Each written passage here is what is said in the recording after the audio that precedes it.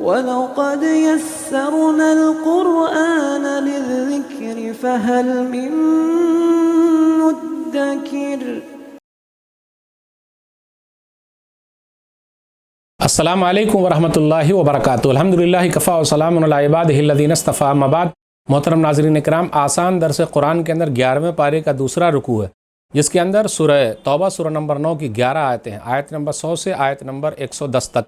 اعوذ باللہ من الشیطان الرجیم، بسم اللہ الرحمن الرحیم۔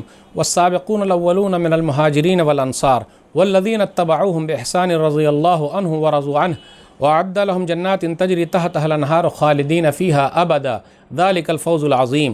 اور مہاجرین و انصار میں سے قبول اسلام میں سبقت کرنے والے اور وہ لوگ جنہوں نے بعد میں احسان یعنی نیکی کے ساتھ ان کی پیروی کی، اللہ ان سے راضی ہوا اور وہ لوگ اللہ سے راضی ہو گئے، اور اللہ نے ان کے لیے ایسے باغات تیار کر رکھے ہیں جن کے نیچے نہریں بہتی ہیں، وہ ان میں ہمیشہ ہمیشہ رہیں گے، یہی بہت بڑی کامیابی ہے۔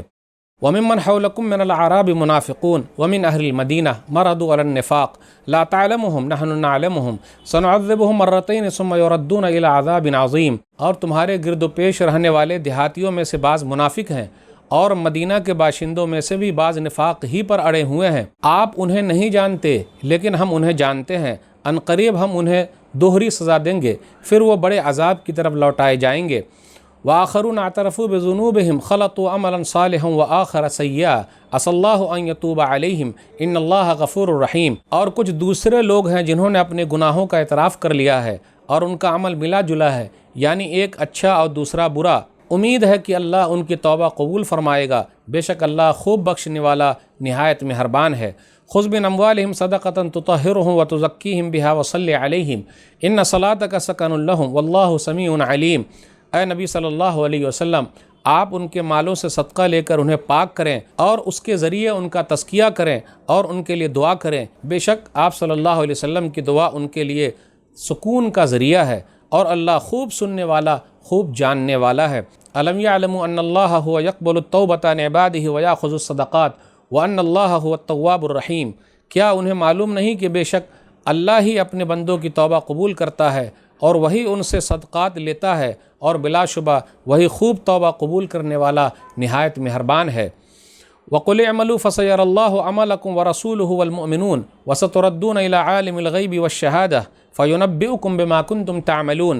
اور اے نبی صلی اللہ علیہ وسلم کہہ دیجئے تم عمل کرو، پھر ان قریب اللہ اور اس کا رسول اور مومن لوگ تمہارے عملوں کو دیکھ لیں گے، اور ان قریب تم غیب اور حاضر کے جاننے والے اللہ کی طرف لوٹائے جاؤ گے، پھر وہ تمہیں بتائے گا جو کچھ تم کرتے رہے۔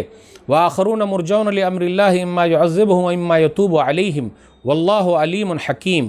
اور کچھ دوسرے لوگ ہیں جن کا معاملہ اللہ کا حکم آنے تک مؤخر کر دیا گیا ہے، یا تو وہ انہیں سزا دے گا یا پھر ان کی توبہ قبول فرما لے گا، اور اللہ خوب جاننے والا خوب حکمت والا ہے۔ والذین اتخذوا مسجدا ضرارا وکفرا وتفریقا بین المؤمنین وارصادا لمن حارب اللہ ورسولہ من قبل وَلَيَحْلِفُنَّ إِنْ أَرَدْنَا إِلَّا الْحُسْنَى وَاللَّهُ يَشْهَدُ إِنَّهُمْ لَكَاذِبُونَ۔ اور کچھ اور لوگ ہیں جنہوں نے مسجد بنائی تاکہ مسلمانوں کو نقصان پہنچائیں، ضرر پہنچائیں اور کفر پھیلائیں، اور مومنوں کے درمیان تفرقہ یعنی پھوٹ ڈالیں، اور اس شخص کے لیے گھات لگائیں جو اس سے پہلے اللہ اور اس کے رسول سے لڑائی کر چکا ہے، اور وہ ضرور قسمیں کھا کھا کر کہیں گے کہ ہمارا ارادہ تو نیک ہی تھا، مگر اللہ گواہی دیتا ہے کہ یقیناً وہ جھوٹے ہیں۔ لا تقم فیہ ابدا لمسجد اسس علی التقوی من اول یوم احق ان تقوم فیہ رجال یحبون ان یتطہروا واللہ یحب المطہرین۔ لہٰذا آپ صلی اللہ علیہ وسلم اس مسجد میں کبھی بھی کھڑے نہ ہوں، البتہ جس مسجد کی بنیاد پہلے دن ہی سے تقوی پر رکھی گئی ہے وہ زیادہ حقدار ہے کہ آپ صلی اللہ علیہ وسلم اس میں کھڑے ہوں۔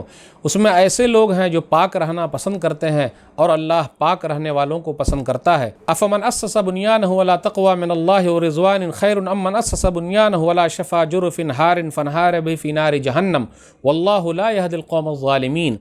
کیا پھر جس نے اپنی عمارت کی بنیاد اللہ کے تقوی اور اس کی رضامندی پر رکھی وہ بہتر ہے، یا جس نے اپنی عمارت کی بنیاد ایک کھوکھلے گرنے والے کنارے پر رکھی، پھر وہ اسے سیدھا جہنم کی آگ میں لے گرا، اور اللہ ظالم لوگوں کو ہدایت نہیں دیتا۔ لا يزال بنيانهم الذي بنوا ريبة في قلوبهم الا ان تقطع قلوبهم والله علیم حکیم۔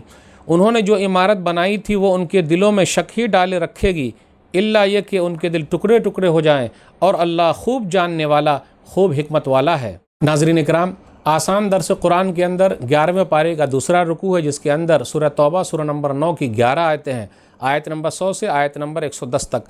آئیے غور کرتے ہوئے چلیں، آیت نمبر 100 کے اندر کیا کہا گیا؟ مہاجرین ہے، انصار ہے، تابعین ہے، تبع تابعین ہے، پھر اسی طرح ان لوگوں کا تذکرہ ہے کہ اللہ تعالیٰ راضی ہو گیا سب سے جو ان لوگوں کی پیروی کرتے ہیں، رضی اللہ عنہم ورضوا عنہ، اللہ تعالیٰ نے رضامندی کا سرٹیفکیٹ دے دیا، تمام صحابہ کرام سے اللہ تعالیٰ راضی ہے۔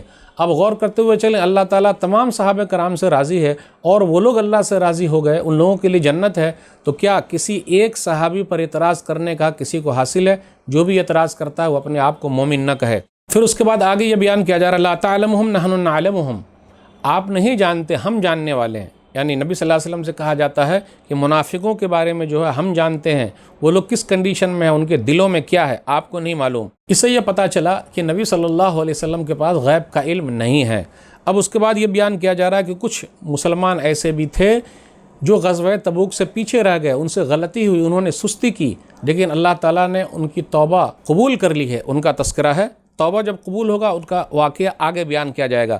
اب اس کے بعد یہ بیان کیا جا رہا ہے آیت نمبر 103 میں کہ صدقہ و خیرات آپ لیں، لوگوں سے زکوٰۃ لیں تو ان کو دعا بھی دیں، وصلی علیہم ان صلاتک سکن لہم، اس لیے ہم اور آپ جب صدقہ و خیرات لینے جائیں، زکوٰۃ لینے جائیں تو دعا دے کہ اللہ تعالیٰ آپ کے مال میں برکت دے، اللہ تعالیٰ آپ کے مال کو بڑھا دے، پھر اللہ آپ کی پریشانی کو دور کر دے، کیونکہ یہ سکون کا ذریعہ ہے۔ اس کے بعد ایک مسجد کا ذکر ہے جس کو منافقوں نے بنائی تھی، اس کو مسجد زرار کہا جاتا ہے۔ زرار معنی تکلیف دینے والی مسجد، اور اس مسجد بنانے کا مقصد کیا تھا؟ مقصد کیا تھا؟ نقصان پہنچانا، نمبر 1، نمبر 2 کفر کو پھیلانا، نمبر 3 مسلمانوں کے درمیان تفریق ڈالنا، نمبر 4 اللہ اور اس کے رسول کے دشمنوں کے لیے ٹھہرنے کی جگہ بنانا، تو یہ اس کو مسجد زرار کہا جاتا ہے۔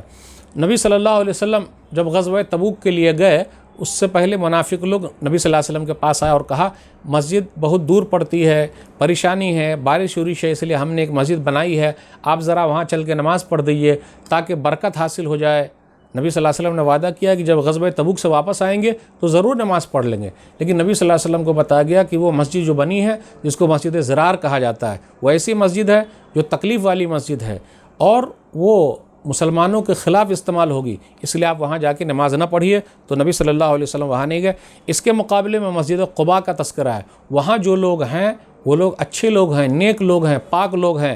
واللہ یحب المطہرین فیہ رجال یحبون ان یتطہروا واللہ یحب المطہرین، کہ مسجد قباء والے، وہاں کے رہنے والے ایسے لوگ ہیں کہ جو پاکی کو پسند کرتے ہیں۔ کہا یہ جاتا ہے کہ وہاں والے کیا کرتے تھے، پانی لینے سے پہلے مٹی کا بھی استعمال کرتے تھے صفائی کے لیے۔ تو میرے بھائیوں، صاف صفائی اہم چیز ہے، اللہ تعالیٰ صاف صفائی کرنے والوں کو پسند کرتا ہے، اور صفائی آدھا ایمان ہے، الطہور شطر الایمان۔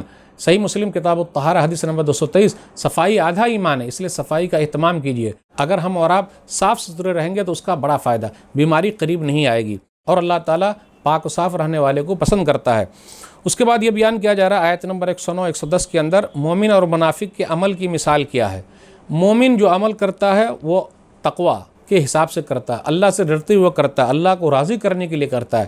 اس کے مقابلے میں جو منافق ہے وہ ریاکار ہے، دکھاوے کے لیے کرتا ہے، فساد مچاتا ہے۔ تو گویا کہ ایسا ہے کہ اس نے ایسا عمل کیا کہ ایک بلڈنگ ہے جس بلڈنگ کے نیچے سے نہر جاری ہے، فوراً وہ بلڈنگ گر جائے گی، کسی کام کی نہیں رہے گی۔ تو پتہ یہ چلا ریاکاری اور دکھاوا صحیح نہیں ہے، جو کام تقوی والا ہو، اللہ کے لیے ہو، یہی کام اللہ کو پسند ہے۔ اللہ سے دعا ہے اللہ تعالی ہم لوگوں کا نام مخلصوں میں لکھ دے، منافقوں کی منافقت سے اللہ دور رکھے، ریاکاری اور دکھاوے سے اللہ دور رکھے، قرآن کے پیغام کو اللہ لوگوں تک پہنچانے کی توفیق دے، آمین۔ والسلام علیکم ورحمۃ اللہ وبرکاتہ۔